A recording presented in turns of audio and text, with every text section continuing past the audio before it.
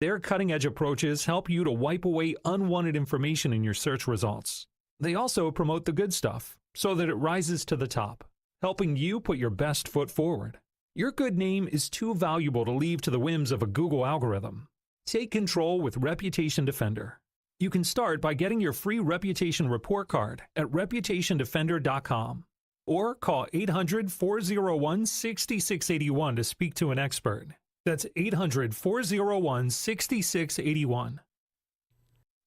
Listen each weekday morning at 9 o'clock for the Roundtable here on News Radio WGNS. Interesting hosts and guests with the news, views, and people that are shaping Rutherford County.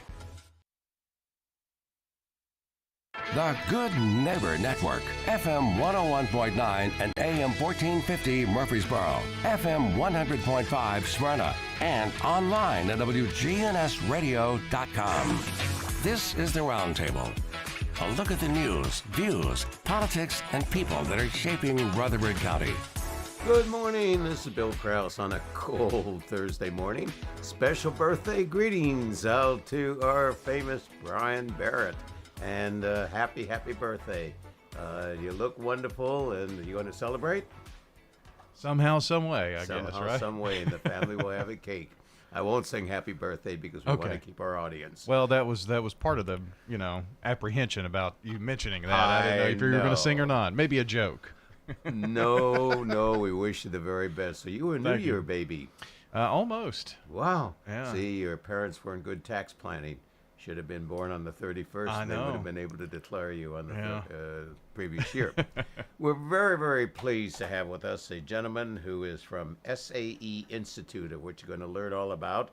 The Director of Education, Mr. Ryan Griffin. Ryan, good morning. Good morning. Thank you for having me. How are you this morning? I'm great, and I didn't know we were going to be on camera, so to all those watching us, I'm sorry. I have a face for radio, so I guess you can just watch. You do very well. I always like to ask our visitors your background, born where, schooled, lived, did, what, and so forth. Yeah, I was born in a small town called Indianland, South Carolina. It was a no stoplight town when I was growing up. Literally, like no stoplights. Mm-hmm. And farm country. But now it's a growing suburb of Charlotte, North Carolina. So it's exploded pretty fast and it's changed a lot.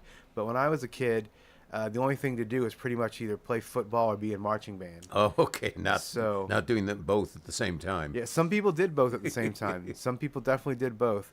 But my grandmother had always played piano and organ in church. Mm-hmm. And I was very interested in music. I took piano lessons from her from a young age. Sadly, I've forgotten all of it because in middle school I picked up a guitar and all things piano were lost because I learned how to play guitar. As 16-year-old boys don't want to play piano. We want to play guitar. Or violin. Yeah, we want to play guitar. So took piano lessons most of my life. I've always loved music. Music's been a big part of my life. Was in marching band. State champs there for a couple years in marching band. What did you play? I was snare drum. Oh, okay. Oh, Yeah. okay. Wish you would have had them with us this morning. Yeah. We could have had Brian's birthday hit off with a bird. Yeah. So state champs for a couple years in marching band. Really loved that. Thought I might be a band director because I wasn't sure about what careers there were in music. But about this time, my dad was running sound for the church that we went to, and I discovered that I could take that equipment home on the weekends and record my friends' bands in our little living room area. Like we moved couches, we set up mic stands, we used every mic we could find from the church, and set up and we would record like my friends' rock bands. And that's kind of where I found out that that's where I fit into the picture. Especially when I moved up here to Nashville. It's the world of audio. Well, I'm not going to lie. Like I thought I could play guitar, and then I was in on my first session with these dudes that have been playing guitar on all these hit records, and you're just like, oh, wow. This is a whole nother level of being a musician that I am not near on. So I was like, I better not try to do that because I'm already years behind. So, but I was good at like the technical side of making records and working them behind the glass. So that's kind of where I gravitated towards. Went to MTSU, studied recording industry, Got out of there, got an internship at a really cool spot called Tombstone Recording that was in Berry Hill. Mm-hmm.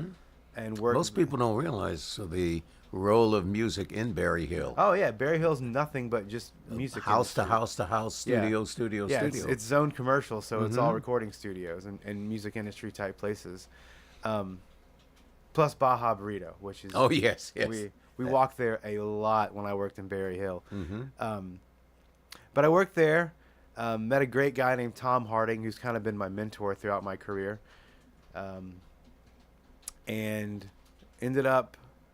Funny story, the week after my internship was over, the week I graduated college, I was getting married, and we got married in Grand Cayman. So I was literally getting on a cruise ship to go get married. And I get a phone call from the studio that says, hey, this client wants you to come for a week. And I was like, well, I'm getting married. Like, no, In a matter of hours. So here, and they were like, no, she requested you to work for her. And here I am. I was like 17. I was an intern. I'd never like had a real gig. Had someone who requested me to engineer for them at the studio. And here I am like saying, I got to pass this up because I'm going to get married. And that was like, I thought I'd never work again when I hung that phone up. Wow. Do you remember who the woman was? Or? Yeah. Her name was Lisa Nimzo. She's great. She's from L.A.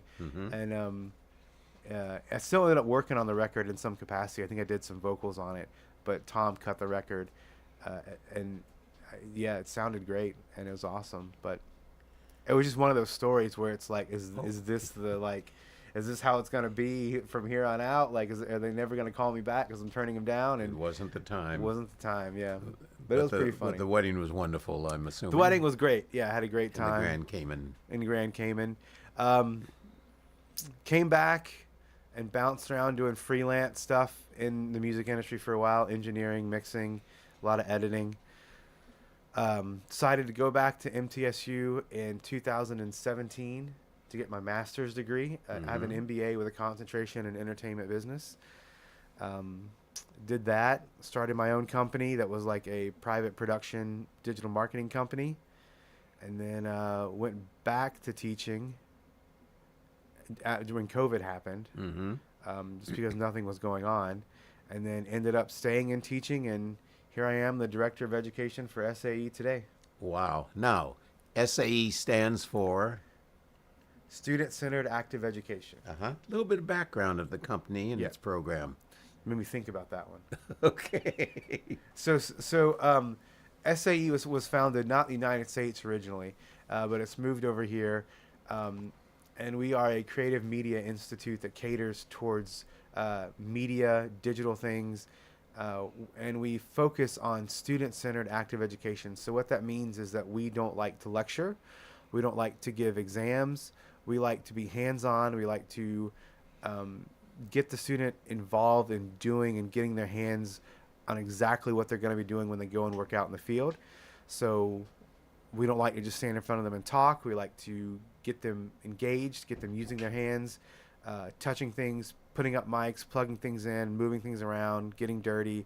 That's kind of what we do, and that's what we hang our hat on. So that's why the SAE stands for Student-Centered Active Education. And your facility is based on that model. It's based on the fact that it isn't just walking into a school with seating of classrooms and so forth. Yeah. It's set up as studios and recording, etc. Our facility in Nashville is actually the old Arista record label building. Oh, was it really? Yeah, it was. If And the walls could talk? The walls could talk, yeah. So we have 3 main recording studios, one with a big SSL recording console, one with a smaller console, and then one that has a control surface that we use for our post-production facility, which is where we do surround sound and sound for film and things like that. But all of them are well-maintained, well-kept, and we use them. Like, that's the thing that... that's what I like to see the most. That's my favorite part of coming into school, is seeing students going into the studio and making music. Even if it takes them an hour to get going, what they learn in that hour without me standing over them telling them what to do is so much more important, because they're actualizing that top level of learning where they're having to do it. They're not... I could stand there and say, okay, here's what you need to do. Here's what you need to do next. But when they have to do it on their own, and then they do it, they create something, they walk out of the door with a song that they've done after they've set everything up, plugged everything in, make sure it works. That's like the ultimate level of satisfaction for me when working with students, because I know they're not only learning, but they're creating, and that's what they're here for. They want to be creators. They want to make stuff. They want to get dirty, and that's what they can do. An interesting term that you certainly reflect on, it's creative technology is what you're providing. And it isn't just a fact of, quote, being inspired to write a song or write the lyrics and so forth. It's the ability to use the ever-changing technology that's now available, has been available, and will be available to bring out the best of creativity, of that talent on technology. Yeah, I think technology changes so fast, and I think in the music industry it has changed so fast that we're at a place now where gatekeepers start to not matter. And you could argue that that's a bad thing, because there's a lot more music being released every day. But you could also argue that it's a good thing, because there's a lot more music being released every day. It's kind of a catch-22. I like it because, and I always try to tell my students this, is that there was never a time, like when I was 16, if you rode in a van to go play a show, we didn't even have data on our cell phones. We couldn't even play a video game on our cell phone to drive 4 hours to play a gig. You know, now not only can you at least have something to keep you occupied, you can stream Hulu on your phone, but you can also actually work while you're doing that. You can market on Facebook. You can market on Instagram. You can literally make a video from your tour bus, and within 30 seconds have it where someone in Japan, the whole world, yes, can watch your video. And to me, that's amazing, because we've never had that opportunity before to have instant delivery of content that we're making. One of the things that I really like is with artists is connecting them with their fans and telling stories. And what I mean by that is not just the story of the song, but the story of what the artist means to the fan and why they like that artist. So before I came back to teaching, I was working with an artist, and we came up with the idea that we were going to pre-sell their record, but every time somebody bought it, like, we would actually stop, make a video, and send it to them. So what that meant is that we were actually in the studio working, doing vocals, and we get the little ping on the phone from Shopify or whatever, and we would stop, and he would make a video and just say, hey, thank you for purchasing my album. Thank you for supporting local and independent music. You know, you're super awesome. I'll make sure I throw some extra merch in the bag for you. Can't wait till you get my CD. Thank you. And like use their name and stuff, and call them out. And then send it, like text it to them, because we had their phone number from the Shopify order.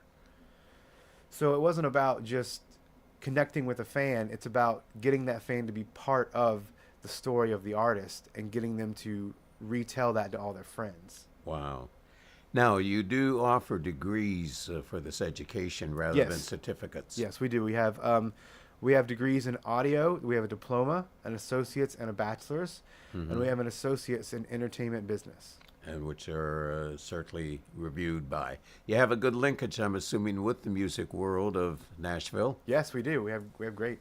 All of our teachers have to have 4 years of work experience before they can teach, as well as a qualifying degree.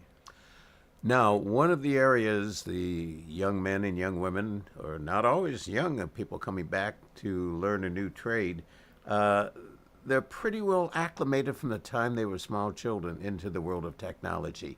So it's not something brand new. It's just a modification, refinement, and newness of applying what they already know into what you provide in education.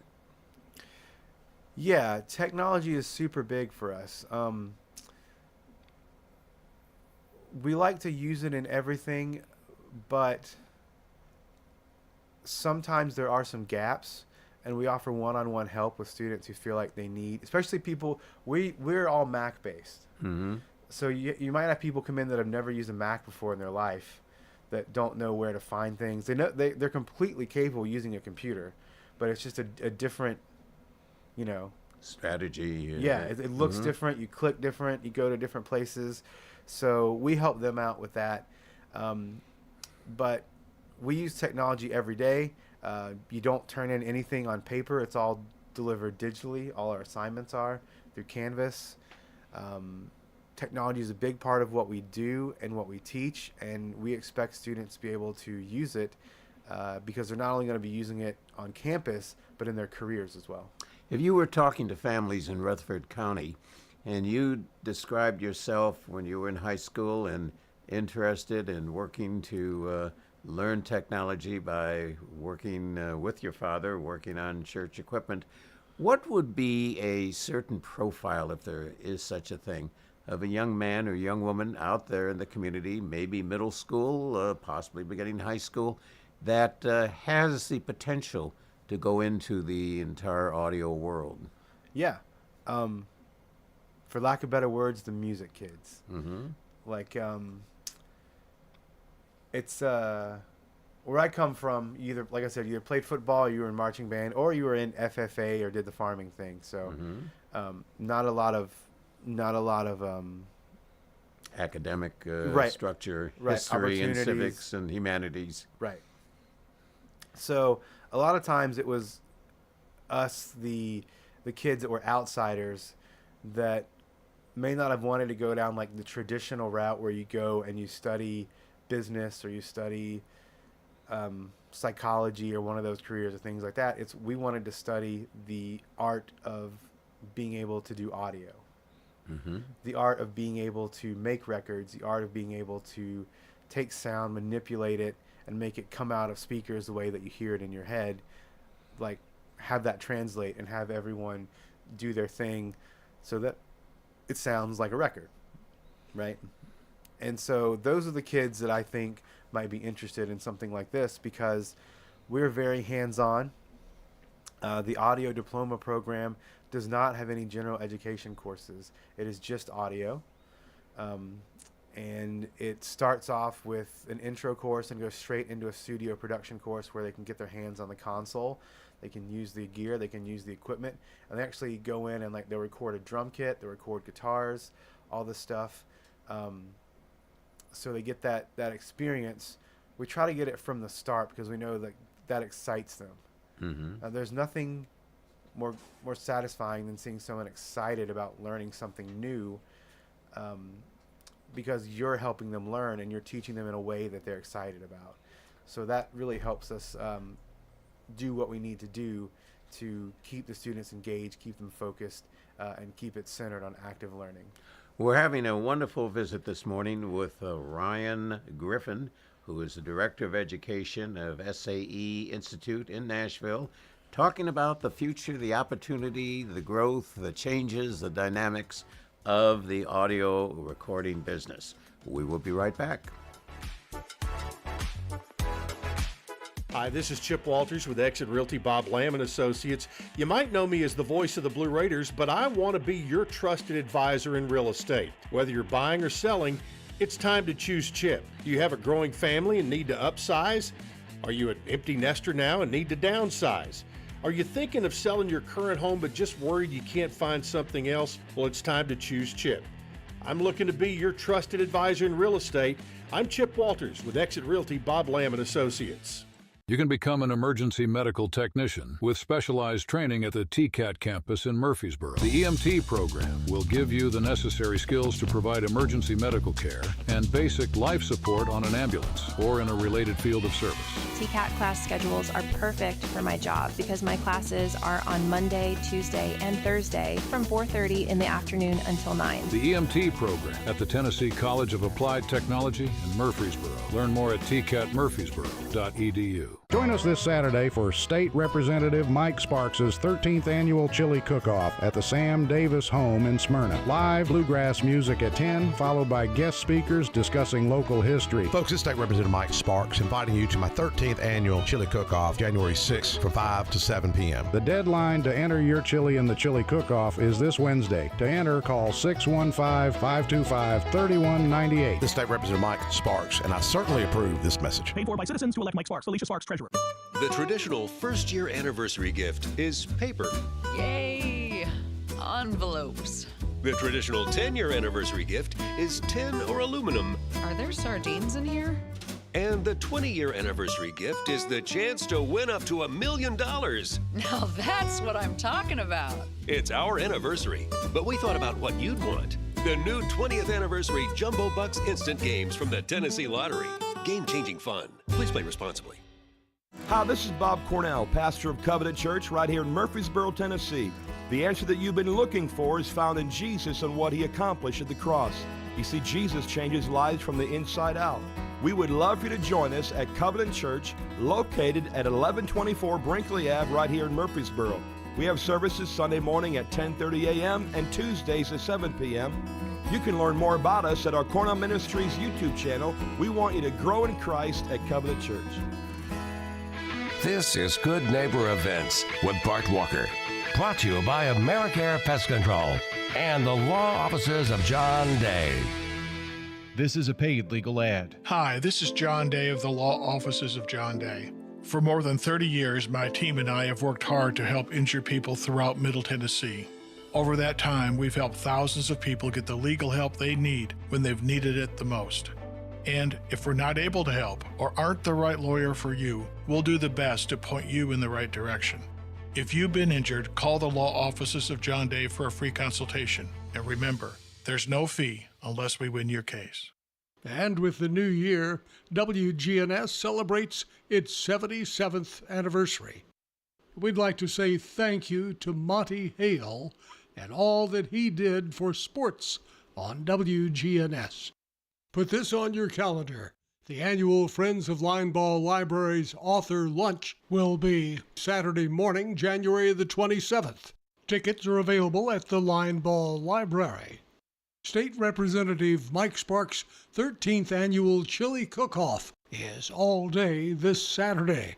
Talks about the history of Seward Air Force Base as well as Smyrna, a car cruise-in, and John DeBerry speaks at 4. That's State Representative Mike Sparks' Chili Cook-Off, starting at 7:30 this Saturday morning and going until 7 in the evening at the Sam Davis Home in Smyrna. Oh yes, ice skating continues through Sunday, right there at the outdoor rink of the Smyrna Outdoor Adventure Center. Oh, don't throw away Old Glory.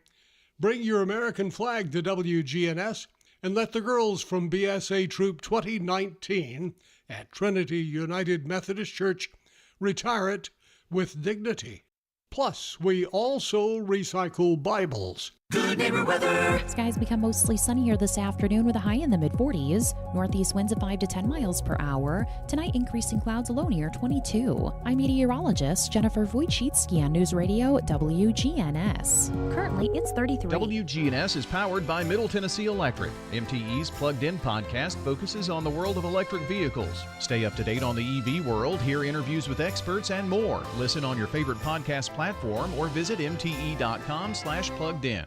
This is the Roundtable from News Radio WGNS on FM 101.9 and AM 1450 Murfreesboro, FM 100.5 Smyrna, and worldwide at WGNSradio.com.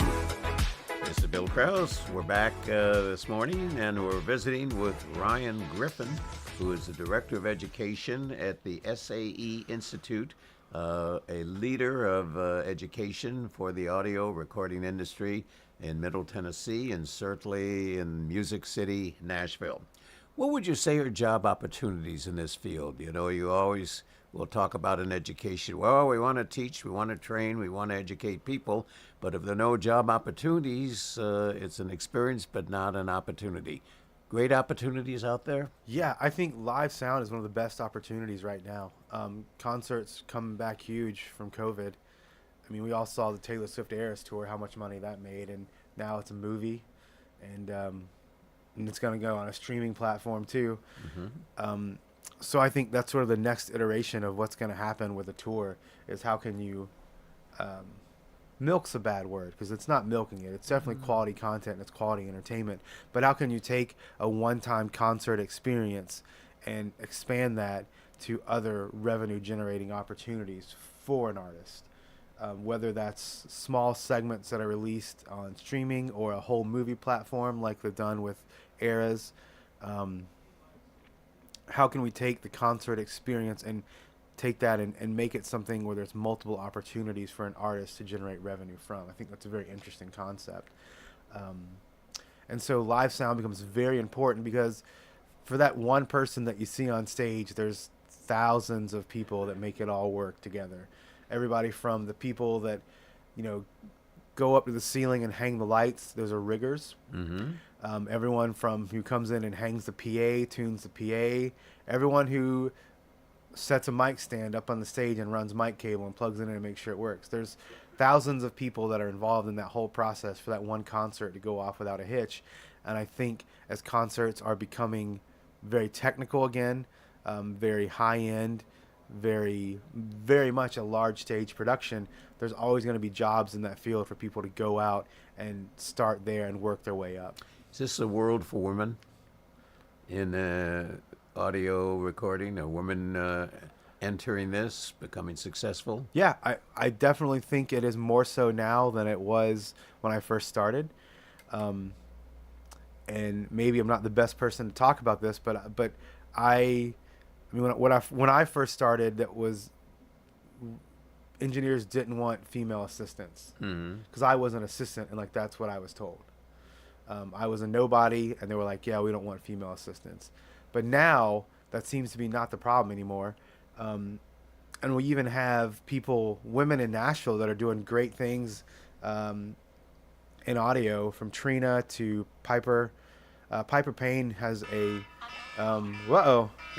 not me. Nope. Has a vinyl production plant that she's starting off. I don't know a lot about it, but just a little bit of details. But she's super great. She's come to our campus. She's done some seminars. She spoke at our graduation, and she is super on top of it, doing some stuff with Waves plugins. She's great. But I think there's going to be a time when I hope there will be a time when it doesn't matter anymore. I hope that's soon. A lot of your graduates are now in the industry and doing various jobs. Have you been successful in the transition from classroom, or I should say studio, to job? Yeah, I think we have. There's always ones that from day one when you see them, they show up to class on time, they put in the effort, they do the work, they're always in the studios working. Those are the ones that I don't worry about. I know they're going to do fine. We had one student before he even graduated who was doing monitors for a fairly large name country star on his tour. We have people that do most of the concert load in, load outs at the Nashville, Bridgestone, things like that, Skirmerhorn. But they're all entry level jobs. You have to start somewhere. This isn't. I think you understand this as well. This is a type of career where you do have to kind of come in and lay the groundwork so people know who you are and know your reputation, know your work ethic before you move on to bigger things. And I think we should not go any further than to give the telephone number of SAE. Sure.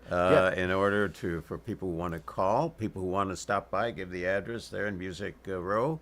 And this is something, and I always say this whenever we're talking to men and women in the educational field. Parents certainly are a guidance or motivation for their children to plan, think, dream, conceptualize education. But I also throw the opportunity for grandparents. Grandparents can be a significant motivator for a child to say, have you considered this? Have you looked at this? Have you evaluated this as a possibility? So where would someone call the SAE Institute in order to find out more information? They can call my office, and I'm going to steal your sheet of paper here. Sure. Right? At 615 800-7023. I got lost reading in a minute there. So it's 615-800-7023. That's my office, and you can talk with me directly. And you're located, the address? 7 Music Circle North, which is right across from the BMI building, right off the roundabout downtown. Very, very good. What are some of the courses? Let's talk specific courses that give a greater insight into the comprehensive understanding of what you're doing. Yeah, the first thing that we do when you start out is we teach a course called Audio 100, which is what we call Principles of Sound. That's where you learn a little bit about the science and the theory of how sound, how microphones, how all this stuff works.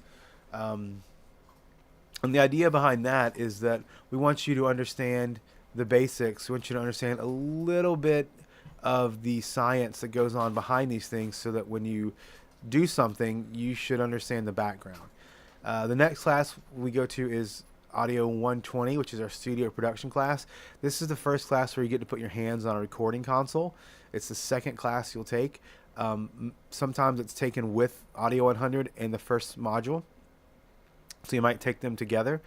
But you get your hands on a recording console, you get your hands on microphones, you get your hands on drums, guitars, things like that. We set them up, we play them, we record them, we talk about sound, and we start to develop not only the technical skills for setting up and making things work and just how to get sound from one place to another, but we also start to develop the soft skills that it takes to work in the music industry. And that's something that a lot of people overlook. There's a lot of egos in what we do. There's a lot of people that are very sensitive, and sometimes not saying something or saying the wrong thing is a difference between you getting a job and you not getting a job. So we try to not only teach the technical side of it, but also the soft skills, or how to be a good assistant engineer, how to be a good second engineer, so that when that guy who's running the session can't run it without you. So next time he wants to go somewhere else and work, he says, no, I don't want your guy. I want to bring in this guy. I liked him. He was great. He's the guy that I want with me. So we try to do all that stuff in those classes and try and build each time we go through. Next class we have is Audio 200, which is where you get to use our big SSL console for the first time. And for those of you that don't know, SSL consoles are one of the best consoles made for mixing. Our console is huge. I think it has 96 total inputs. But you learn how to use that. You learn what all the buttons do. You learn what all the faders do. And you get to use that to record a band. That's part of that class, is that you record a band and you mix a song, and that's what you turn in for the final project for that class. So it's super cool, super fun, and we try to keep it as hands-on as possible. One of the most significant attributes of SAE is small classes, is number one. And number two, the networking that's created there, I think, is something you really want to promote and advertise. I think in an observation that I had on a number of occasions, the amount of networking between the students, here's an opening, here's a possibility, here's a direction, students assisting each other. I think the interaction between students is second to none. Yeah, and I think from when I came into the industry to now, the sort of definition of networking has changed as well, where it used to be networking was what can I do to help me in a situation. You're trying to get a gig, you're trying to get a job, whatever. And now the next generation of people like my age view networking as, oh, I can do this to help you. Mm-hmm. And maybe that means someday you can do something to help me, but I'm not reaching for it. I'm basically trying to say, I have something that I can offer that might help you. Would you like my assistance? Would you like me to help you out? That's how I view networking now as I've matured. And I'm still not that mature, let's be honest here. But it's kind of a thing where it's changed from being one-sided to two-sided, to saying, okay, we both have something that we can help each other out with. Let's help each other out. Let's not make this a selfish endeavor. And I think that's what we try to teach our students in their career prep class, is that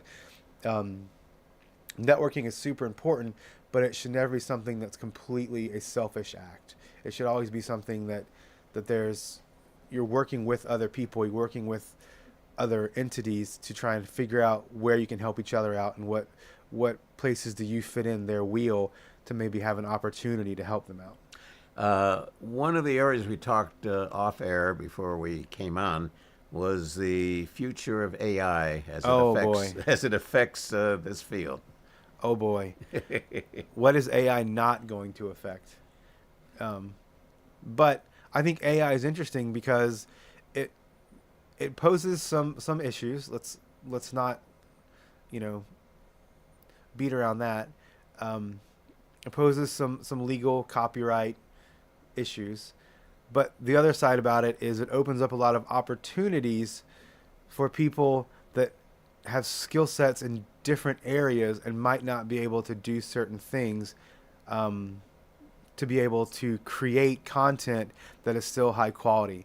And one of the examples that we were talking about is there's actually a website now where you can go and type in what type of music you're looking for. Like, let's say we're working on a horror movie and we need a 5-minute long piece that's spooky, scary, eerie, dark, tense, whatever. You can type in those words and the key that you want the song in and a tempo, and it will generate you a song. It generates music instantly. Maybe takes like a minute to do it. And it generates it and it plays it back. And you can actually change, it'll say like version 1, version 2. You can switch between different versions of it and hear this in real time. And it was just created instantly by AI. When you were talking about AI earlier, and I kept thinking, is this going to be the death of creativity? Is this going to be the elimination of an individual seeing something, experiencing something, observing something, and writing music to it, creating a path of musical background for it? But as you got talking, Ryan, I began to think you're creative by A, the words you use to plug into AI, and B, the tone and nature and style of what you expect from AI.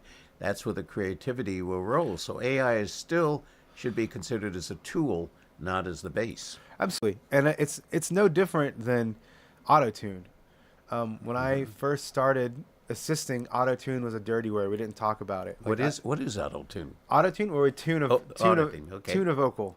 Mm-hmm. Like when someone is a little pitchy, we go in and we manipulate their vocal to make sure they hit the right notes and they come off of them right and all that jazz. You mean a high note is created rather than real? Sometimes. Sometimes. But when I first started, it was like a dirty word, and engineers that I was working for wouldn't actually want the artist to know their vocal was tuned. Mm-hmm. So like in Pro Tools, they name the track like vocal with a star with an asterisk at the end of it. And that meant the vocal was tuned. So it never said like vocal tuned on the tracks. The singer never saw the word tuned on their vocal. It was like a dirty word. Now, I mean, we use auto-tune for everything. Like it's just like, oh, you're going to tune that? Yeah, cool. Like people say that in a session. Like they'll finish the song and be like, I think it's close enough. It'll tune. And I'm not saying that's the right way to do it. Don't take that as what I'm saying from this.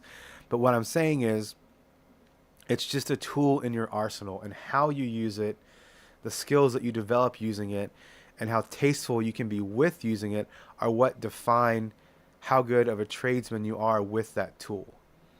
Like I have a hammer. Mm-hmm. I cannot use a hammer like someone who can put roofing into a house, but we both have hammers.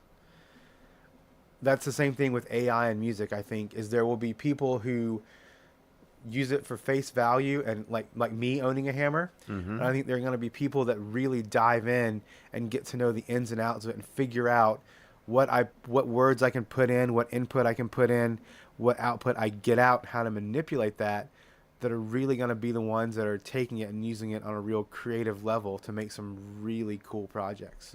And you still need the ear for listening. Absolutely. You still need the sensing for what you want to achieve.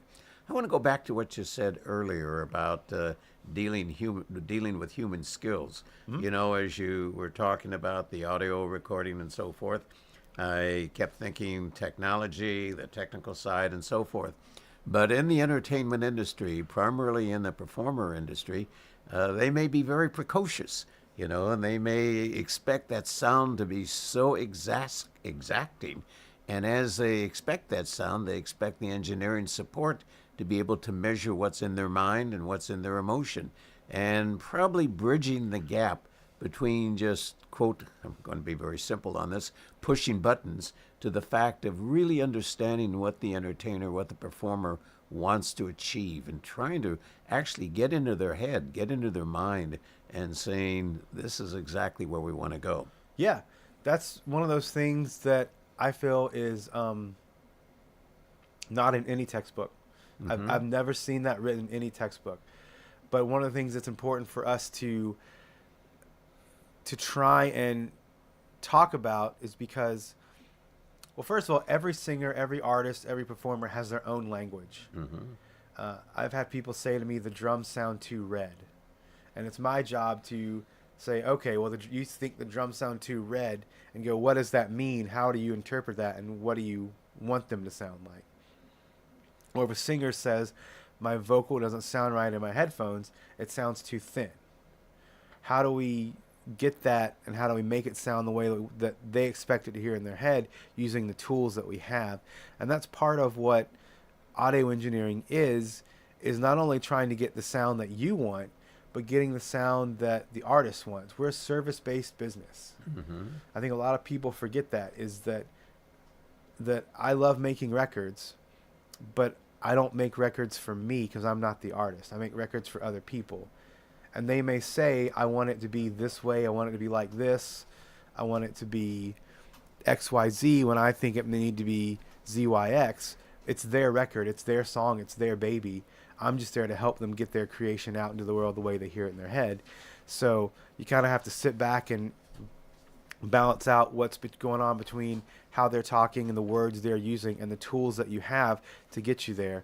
And so I think that's a big part of why it's important to do hands-on type learning, because you can't teach that in a textbook. You can't teach when somebody says my vocal sounds thin, what do I do? Like, you can't teach that just from reading in a textbook. I hope you all out there are realizing that just turn on your radio, turn on your music, turn on your streaming. There's a lot that goes into it. And we're going to talk a little more with Ryan Griffin, the Director of Education of SAE Institute, located in Music Row in downtown Nashville. Finding that missing shin guard, remembering whether it's a home or away game, getting the right kid to the right playing field on the right day. Why are simple things sometimes so complicated? Thankfully, with auto owners, insurance doesn't have to be one of them. We work with independent agents who keep insurance simple, so you can worry about more important things, like not being that fan. Oh, come on, ref! That's simple human sense. Rayburn Insurance in Smyrna. Come see me, Rick Hall, at Rayburn Insurance in downtown Smyrna today. Landfills are complex, dynamic, and ever-evolving environments. Our operators start from the ground up. Middle Point is a modern facility constructed with a highly engineered liner system that meets every safety and regulatory standard in the book. We're the subject of multiple at-random inspections, have active air quality, groundwater, stormwater, and solid waste permits, and are compliant with all local, state, and federal regulations. Learn more at middlepointlandfill.com. For public services, we are sustainability in action. Here at Bud's Tire, we make buying Michelin tires simpler. I'm Allison Mitchell with Bud's Tire Pros. We offer a straightforward approach to service, including nationwide warranties with every purchase. Stop in today to see our full lineup of Michelin and BF Goodrich tires. For whatever you drive, Michelin and BF Goodrich have a tire to fit any need. Bud's Tire Pros, hassle-free, guaranteed. We're located on East Main Street, exactly 3 miles from the town square, 1 mile past Rutherford Boulevard. Visit us online at budstireprostn.com. Premier 6 Theater on Broad in Jackson Heights. Let's all go to the movies. Check out what's showing at murfreesboromovies.com. Popcorn popped fresh daily. Movies like a good old cream. Premier 6 on Broad in Jackson Heights. This is the Roundtable from News Radio WGNS on FM 101.9 and AM 1450 Murfreesboro, FM 100.5 Smyrna, and worldwide at WGNSradio.com. This is Bill Kraus for our third and final segment of this morning's Roundtable, and we are learning all about audio education, recording education, being in Music City, in the environs of Music City. This is a major employer of our men and women in the community. And what better way to get into the music world is to get a quality and hands-on education. And this morning we're visiting with Ryan Griffin, who serves as the Director of Education, brings to that position a lot of hands-on variety of experience that makes him an outstanding educator and an outstanding leader. And he's with SAE Institute in Nashville. One more time, your phone number that you'd like to give, because I would recommend that anybody who has a slight interest, if they've been working with equipment, if they're into computers, if they're into technology, this is something to explore, something to really take a good look at. This may be an option that you hadn't considered until you've been with us this morning. Yeah, so my office is 615-800-7023. And one more time? 615-800-7023. You know, with commercials, you've got to say the number. Yep. Well, you know, I always say that when I hear numbers, unless you have a pen or pencil and something to write on, you could be driving and I want that number again. But how do they reach you on technology, on computer? Yeah. Your email? You can get us on our website, which is sainstitute.edu, and you can find everything there about the Nashville campus. And you can contact us through there. There's a tab in there. You can contact admissions, or you can just contact the general Nashville campus, and we'll get that email and send it right back. That's SAE Institute in Nashville. Mm-hmm. Any predictions, ideas, thoughts about the future in this entire exciting and enticing industry? Yeah. A big one is something called Atmos. Atmos is an immersive audio format where we're not just using speakers like we did in surround sound, but we're using computers to recreate sound moving around a three-dimensional environment in real time, so that even if you don't have the exact same setup, the computer will actually take the sound and bounce it around and make it sound the same as it did with 13 speakers as it would with 100 or something in a theater. So it's really cool. It's really on the cutting edge.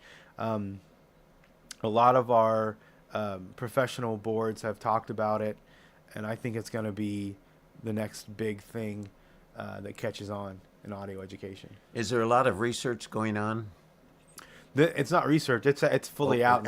Yeah. I'm thinking even sequential, subsequently, into other things. I can't even begin to imagine if I were dreaming of technology in 2150 or what have you. Yeah, like movies are already being made with Atmos, and if you ever listen to anything in the Apple Spatial playlist on your AirPods, that's in Atmos as well. That's spatial, so it's already out there.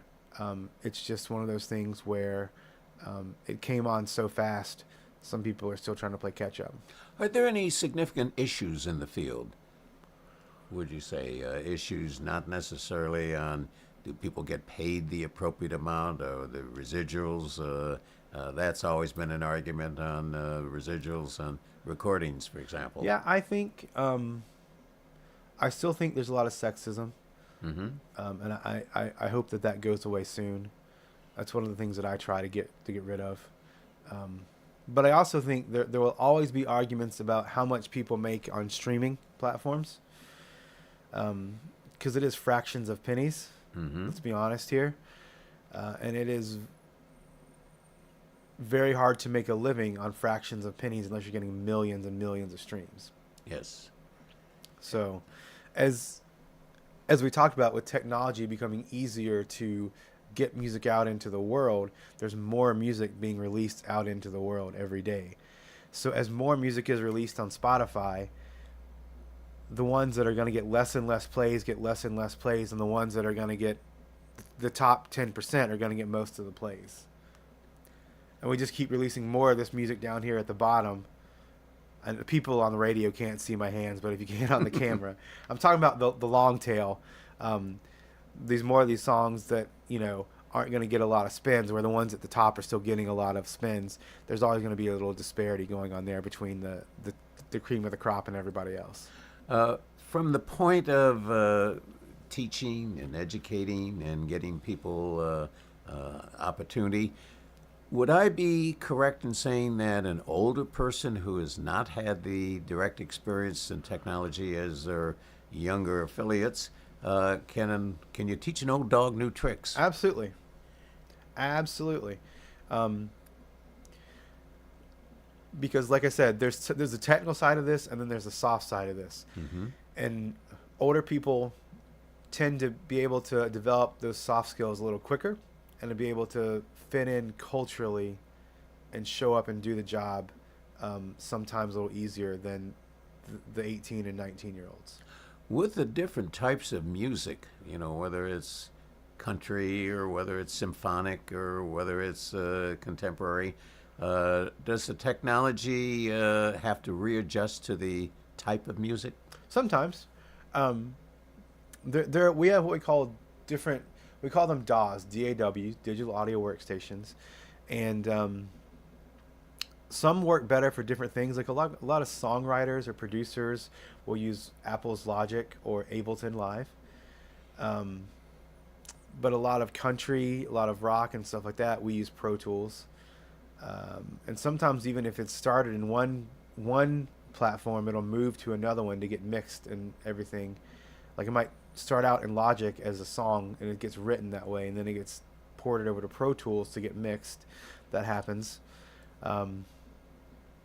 But I think, yeah, there's a lot of personal preference now. Like there's no, from GarageBand, which comes for free on a Mac or on an iPad, to Pro Tools, to Ableton Live, to Logic, to Reaper, all the different softwares that are out there to be able to be used to make music, they're not anything that's holding you back. The technology doesn't hold you back. It's what you can do with it and what you create with it that determines how it gets received. No one hears a song on the radio and says, "You know what, Bill? That song sounds like it was made in Logic." Mm-hmm. Like that just doesn't happen. They hear the song, they tap their foot, they like the song, it's a banger. That's the way it is.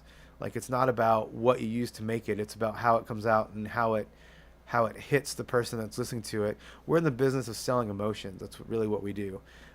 When a person hears a song, how it hits them, how it resonates with them as a person, and whether they like it or not, that determines how good the song is.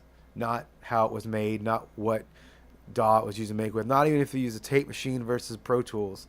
Like it doesn't matter. It's all about the song, the performance, and how that song hits the people that are the intended audience for it. Well, and actually the most basic, and as you were speaking, I kept thinking, being a music DJ many, many years ago, I kept thinking it was the beat that counted. How you mixed the drums or how you mixed the bass to ensure that the beat was a very important aspect of the recording. Mm-hmm. Probably still is as important today as it was 50, 60 years ago. Absolutely. Were you playing the beat as a drummer? No. Never did. Never did. Nope. One of the things, you almost need in most colleges, universities, you need to take a second language. As you've been visiting us this past hour with us, you had a whole new language you introduced, a technical language.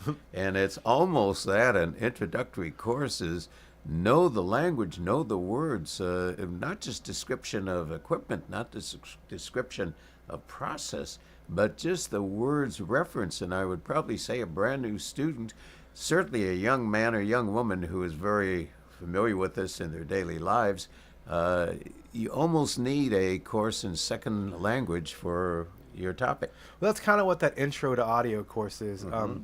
Principles of sound is where you learn when someone says a dynamic microphone, you learn what that means. Mm-hmm. It's not talking about the personality behind it. No, you learn what a condenser microphone means. You learn what an SM7 is, the microphones we're using right now. You learn the basics. So if somebody says at a gig, your first gig, when you're just a roadie loading in gear, hey, grab me. Stop at this point. When you see roadie and gig, these are words that are your words, and I think they're great and descriptive words. But, I don't have to learn what a roadie is. Right. So a lot of times there's companies around town that hire people just to come in and load in equipment for a big concert. Mm-hmm. They literally load in all the gear on stage and they load it out. That's all they do. They don't set it up. They just push the carts in, pull the carts out. But if you're doing that and someone says, grab me 3 dynamic microphones or 3 SM7s or 3 SM58s, SM57s, whatever, you need to know what they're talking about. You need to have some basic language and basic understanding of what that is so that you grab the right things and don't waste time. So we try to teach that language from the start. From your experience, how many trucks have you ever observed tied in with a concert of equipment? I mean, the amount of trucks, you can see a concert planned at Titan Stadium, for example, and the amount of semis, the amount of 18-wheelers that are carrying equipment just for one concert. Yeah, I think I saw Def Leppard and Motley Crue last year, and we were walking through the parking lot, and I think I counted 22 trucks. Wow. And everyone has to have men and women working. Yeah, down to the drivers. So that tells you the opportunities in the future of the audio technology in the recording industry is not a stale industry, it's a dynamic industry. And most importantly, it's the opportunity to grow and experiment in whole new ways and all new sounds. You know, you begin to think, does the listener, does the viewer have the same ability to adapt as you've had the opportunity to explain in the learning of the technology process? Yeah, absolutely. So the young person today, you know, may sit in class with earphones. Take those earphones off, and they're listening and they're attempting to hopefully learn, but they technically are not learning if they're listening. This has been a very educational and interesting opportunity with the Director of Education of SAE Institute in Nashville. Ryan, this has been wonderful. We just certainly hope that many people out there will take the opportunity just to call Ryan, ask questions. I could probably go on and on about questions of what do you learn, what do you retain, what do you keep. But most importantly, and this is true in any educational exploration, find an educational institution that gives you the opportunity not just to pick up information, but to participate in information, not just to, quote, learn from a book or learn from a screen, but to basically do it yourself. And as we're closing this morning's program, discuss a little more about the hands-on. Yeah, I think the hands-on is super important because that's where you really get to dive in and get dirty. It's kind of one of those things where it's like, even something as simple as rolling a mic cable, if you roll a mic cable wrong, it says a lot about you as an audio person, because you don't put the time in to take care of the equipment to treat it right so it's going to last forever. So we try to be as hands-on as possible so that we can get those things under your belt. There's literally an assignment in the first class where you have to roll a mic cable, because like I said, that's important. So we take it from there and how to treat mics, how to set things up, how to not damage equipment, because all that's important. Because if you think about the fact that you're going to be doing this as a career, you don't want to waste money on just buying new equipment over and over again. If you treat it right, you understand it right, take care of it, it'll last your lifetime. Thank you, Ryan Griffin, Director of Education of SAE Institute in Nashville. This has been extraordinarily informative, to me, extraordinarily interesting, and we wish you all a very wonderful 2024 for the school. Can I get one more thing in? One more opportunity. Shout out to all my team, because I know they're just sitting in the office listening to this right now. Any names particular? Shannon. Shannon's listening. She texted me. So, hey, Shannon. Good morning, Shannon. And we will see you all, or hear you all, or talk to you all next Thursday morning at 9 a.m.